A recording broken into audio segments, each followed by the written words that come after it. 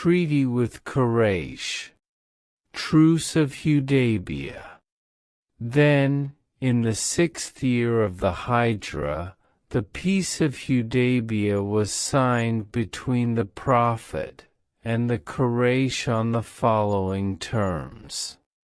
1.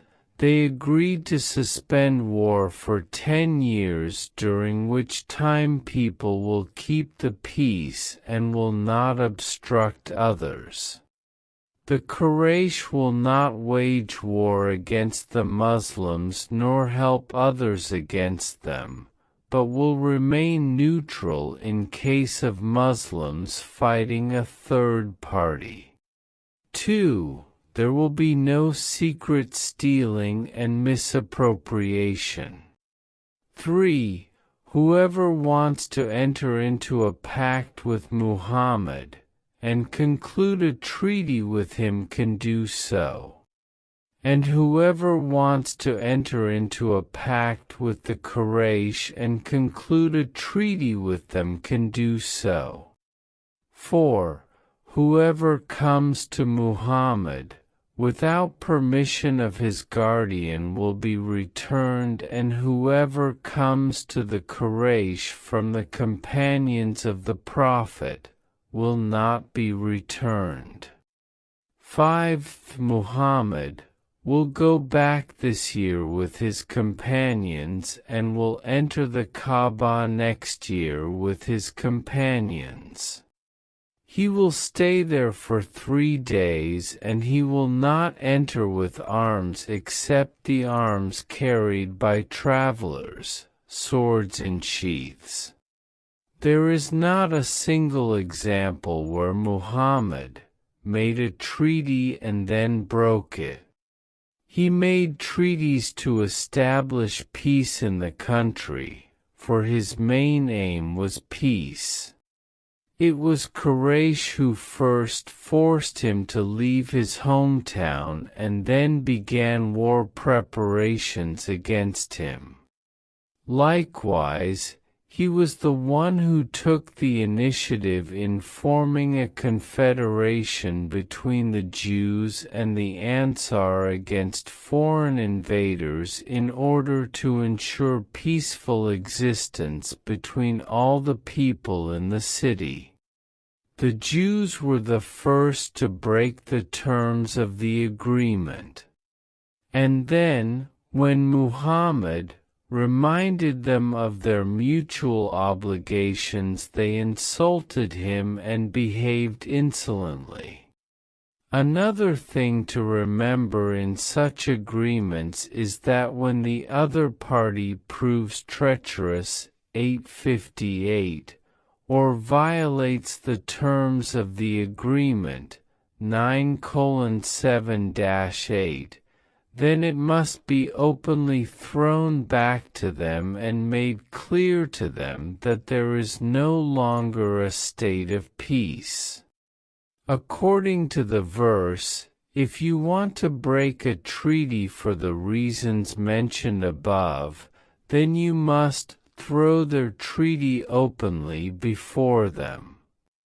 It is thus unlawful to make a unilateral decision to terminate an agreement, even if the Muslims feel that the other party is not observing the terms strictly and properly, or if they are afraid that the other party will turn treacherous at the first opportunity.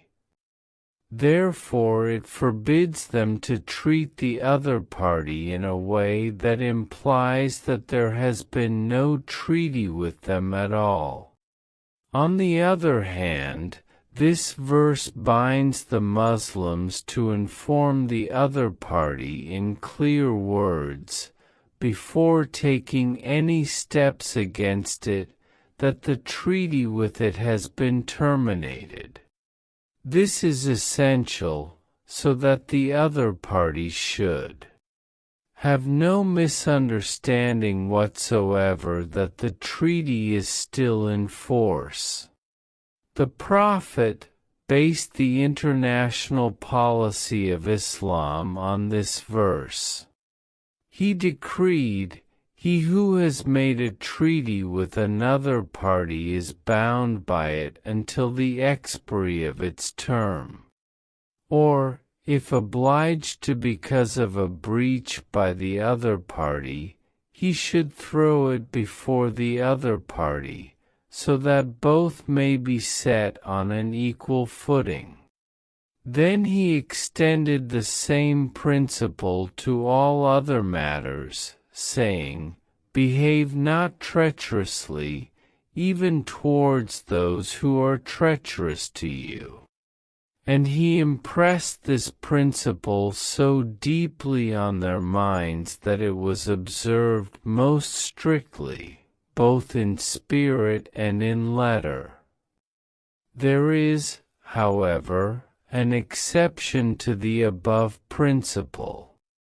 When the enemy has actually violated the treaty openly in such a flagrant manner that the treaty is understood to have been abrogated and cancelled, in such circumstances, there is no need to throw their treaty openly before them, because the other party, by violating its terms, has clearly shown that the treaty is no longer binding unless it is renegotiated.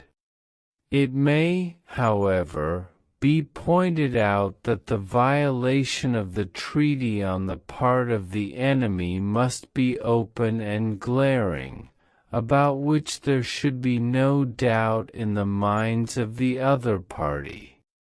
Muhammad observed this principle very strictly in all his agreements. In the case of the Jews of Medina, he went himself or sent someone to remind them of their mutual obligations and to confirm their position regarding the agreement. He did this every time they violated the terms of their agreement. When the other party showed openly by their action that they did not care for him or for his agreements, only then was action taken against them.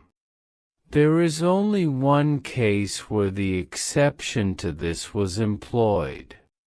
It was in the case of the Treaty of Hudaybiyah with the Qurish. They had openly broken the terms of it by attacking and killing mercilessly men of the Banu Khuzrā, who were allies of the Muslims, in the Kaaba.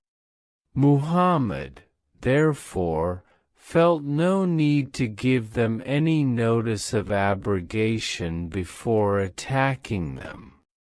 The following circumstances regarding the Quraysh action in violating the pact justified Muhammad's retaliatory action against them. First, the violation of the treaty by Quraysh was so glaring that there was absolutely no doubt that there had been a breach, and they themselves confessed that the treaty had come to an end.